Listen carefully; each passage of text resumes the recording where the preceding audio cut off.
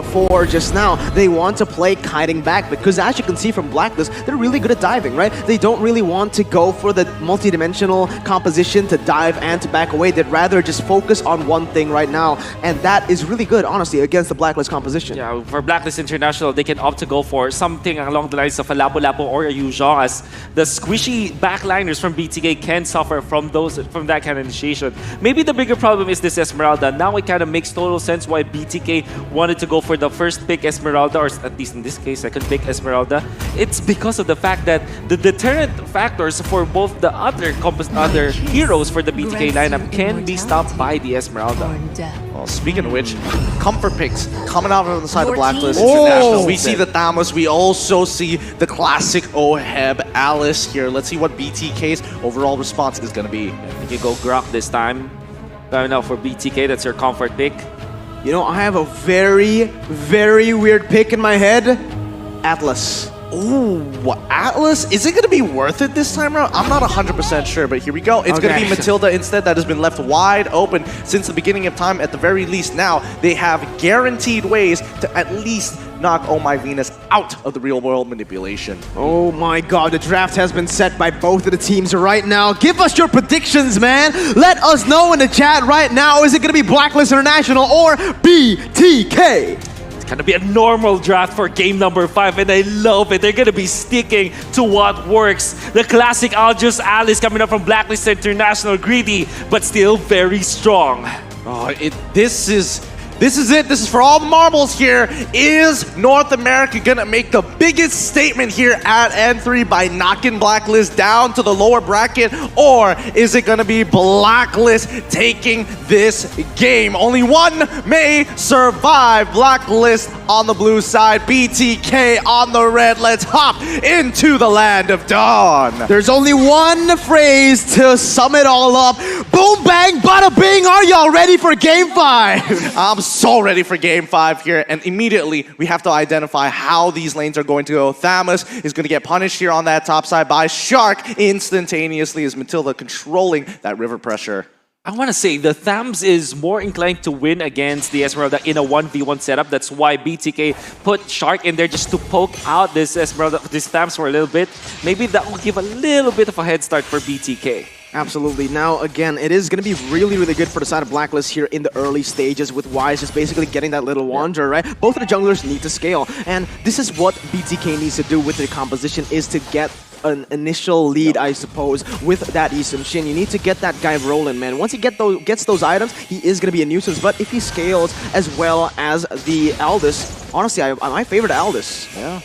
And one thing I do like about Blacklist International, this Ruby Eve combination. I love this because you always set up for the real world manipulation. And as a position 5 Ruby, you're just required to just dish out the crowd control and not much about the damage, and have the damage department be covered by the Eve. So it makes total sense to me, especially because what Blacklist International wants to do is just to drag out the game long enough for both the stacking or infinitely scaling heroes like the Aldous and the Alice will be strong in the late game. Yeah, I mean, this is the most standard meta game we've seen from either one of these sides. Very familiar, especially to the NPL regions, who overall generally hover around a lot of these heroes here. Now, BTK immediately moving in towards that top side jungle. So far, the level 4s are getting hit by both junglers at this point of time. Turtle's coming up in about 5 seconds or so. Now, rather slow, but Oh My Venus now getting punished here. Moba Zane getting very close to getting some good damage, and maybe even first blood. Honestly, that was really good setup for the side of BTK. They go in for the trade. You can see actually that was really well coordinated. Yep. They were going for the camp in that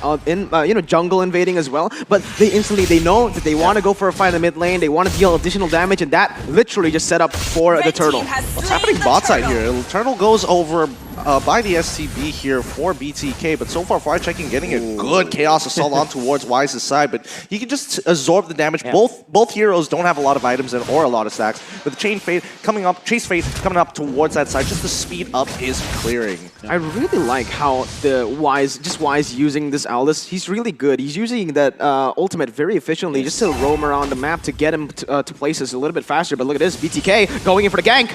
It's not going to be good just yet. Oh, they forced out the flicker coming in for Oheb. This could be a potential punish later on in towards that game. He's got to wait 120 seconds before he gets that back, but let's double check on the items so far. Yeah, for BTK, they're going to be amassing a lot of items, which is good because you know, at least this time they're evening up when it comes to trades. Yep, Zia's going to lose 50% of his HP for and now. Nothing much is being achieved here for either side. It's a dead even game thus far. That really is surprising because we know that in the first 4 games of the match, they just run into each other like so often. But this time, it's game number 5. Everything is literally on the line. The winner will advance to the upper bracket, and the loser will be put in that lower bracket where there's so many strong teams that can eliminate you. So everything hangs in the balance in this last game. Honestly, this is the calm before the storm, right? You know something's bound to happen, and that is going to be most probably the second turtle of the game, you know? Most of the time here, after the first turtle, none of the teams want to go for any crazy engages, but wait a minute, I might just made a mistake, Venus! He's on some trouble here. He's taking way too much damage here, and Shark immediately able to punish first blood by Razor going over to BTK. Really nicely done. That was beautiful again. Beautiful. And then Zia even held on to the real world manipulation. Oh, sorry, in the meta there's like because he knows that they want to control this turtle area after the fight. So BTK really managing their resources well. Look, BTK, they're looking so warmed up right now. They're working like a well-oiled machine. You can definitely see that they're, you know, stuttering here and there during the earlier stages of the game against Blacklist International. But I feel like they've really found their own momentum and really oiled up the gears. Absolutely, man. The thing is, for the side of BTK, they're just really good at these prolonged fights, and that's exactly what they want to keep on doing. Just look for these crazy skirmishes on all across the board, and this is most probably what they're baiting in to do right here. Yep, Wise, he's going to have to get on out of there. I don't think he has enough sex for the real world manipulation. Yes, there they have it. Fried Chicken finds it again. Solo killing Oheb, and now the bottom side is getting initially pushed down as BTK wants to press the advantage here. Nicely done by Fried Chicken. Like I said, it's all a setup for a fight. They only started the turtle to look for a fight in Blacklist International. They went a little bit too greedy. They didn't have a good position there. They didn't even know whether the bottom side was winning, was pushing, and they still forced it away. These are mistakes that are uncanny. Very uncanny. I mean, Oheb, he has played this matchup way many times before in many other players and matchups in the Philippines, but for some reason, Fried Chicken finds the opening kill against Oheb. That's a solo kill, in fact. And that gave BTK so much control into that turtle. Even Edward was too late to the party, and BTK just got that objective, which is what they needed. If you want to play the Yi Sin Shin from the jungler role, you have to always get the objectives. First turtle, second turtle, and the third turtle. Here comes BTK as they rotate from the top side down towards Oheb, and they know for a fact that turret is so low. And there we go. Mobazane just going to tank a couple of shots just to break down the turret here on bottom side and open the map up a little bit more. That's the play you do when you have the turtle buff. Take advantage of that shield. That shield cools down, okay? So you have to make the most of it. And he did exactly that. Very smart, very intelligent plays here coming in from the side of BTK, not only getting the turret in the bottom side, but also rotating their members to that top side to just protect the turret. So not only, again, are they looking for the proactive movements on the map to get objectives, but they're also defending their objectives really well. Yep, I think the game's only really going to start taking place once mid opens up, but we'll see how this is going to play it as BTK now starting to press their advantages here. A very slight advantage, 2.2k so far in towards Blacklist's jungle.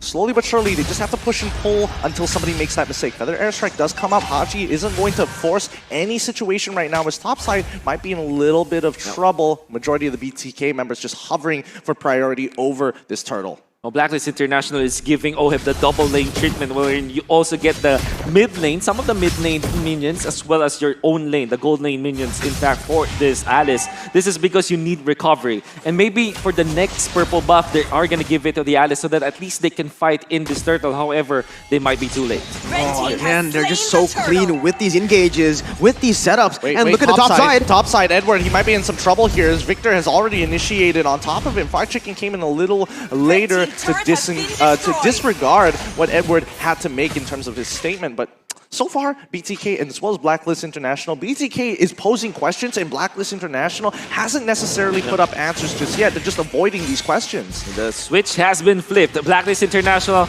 identifying that BTK have already gotten a good early game. They will now split the map. It's macro play from now on. You're going to see Wise just going into some parts of the lane and maybe clear that one out. Edward in a static lane, all the while Oheb just controlling all of the mid lane as well as maybe some other lane. So the thing is, Blacklist International is all full macro mode at this point. What will BTK do with this?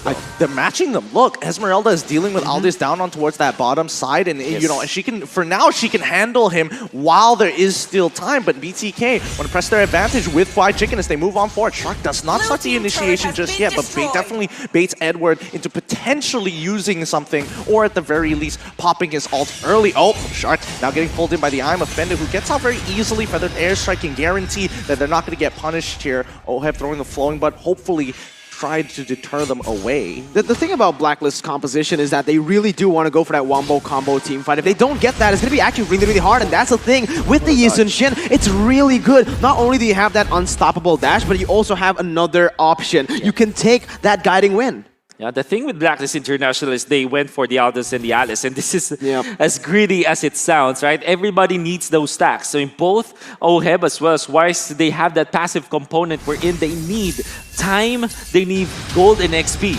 Speaking of which, Feather Airstrike already coming as Moba Zane gets targeted. Chain Fate does not work. I'm Offended comes on through, but here it comes. Real wall manipulation, and Oheb's doing a great job at cutting the members down of BTK. It's a 2-for-1 trade so far, but now Victor all by himself. Edward is coming in to say hello to the situation as Oh My Venus manages to get on out of there with a quick flicker. But look, Fried Chicken on that top side. You may have one extra kill, but I got another turret right under their noses. Wait, hold up! Victor manages to pick off Oh My Venus down on the bottom side of the map. Now they have a very clear advantage. Edward holding on strong as Fried Chicken can easily win this, but he has to time it well. Flickers out of the situation as Edward already using his Molten Slice and as a Vengeance at the same time. Oh, Moba Zane covers everybody, dropping down his Ultimate Mountain Shocker to give them vision. All right, again, I want to emphasize this. Blacklist International, their composition relies heavily on the full 5v5 combo wombos. And as you can see, sure, they got the initial victory in that team fight, but it's all for not Oheb.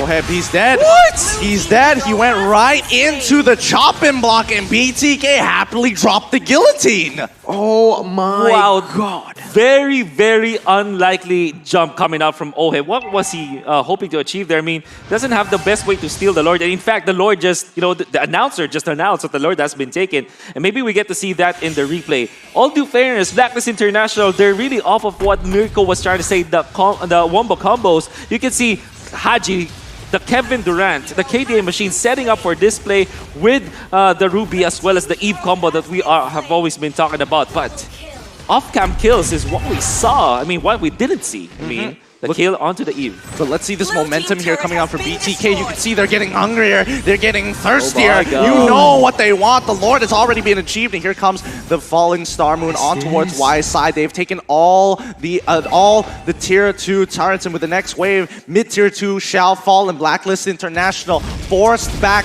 a 6K goal lead for BTK. Is this huge or what? As Haji goes into the middle of the fight, Victor is able to hold on strong. Feathered Airstrike. Damage. Falling Star Moon to secure the kill. He trades his life, but he doesn't care about it anymore as they will open up the inhibitors here. BTK open up the top side already. Blacklist International running out of time. Oh, crazy as it sounds, BTK just off of their confidence in that play. I mean, Victor, he knows that the rest of his team can just take a better trade. For example, yes, they did die on their Expedite in exchange for a Ruby, but they were able to get a kill, a turret down up top. So this is BTK getting an inhibitor 11 minutes into this game. These are the things that Blacklist does to other teams, and BTK, they're doing it to them. What is going on, man? M3 has literally been just flipped over its head, and we are seeing that BTK again. I want to emphasize this one more time.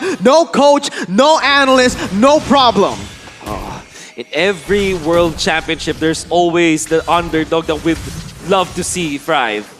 BTK might be it. Yep, BTK just might be it. Edward going into the middle fight, absorbing that damage. Chain Fate on towards Moba Zane. He manages to get out of the real one. Manipulation does not clip it right at the end. What? They find it. That's Victor. Fried Chicken has done it. Victor is now in the backline as they find a huge opportunity to break for it. They flicker on for it. They find another kill. That's 2. They can get the 3rd. Moba Zane. They have done it. They have gotten that triple kill. No wave to punish as BTK moves towards that top side. They're gonna proxy the waves. They just need Shark to destroy Oheb here. Well done.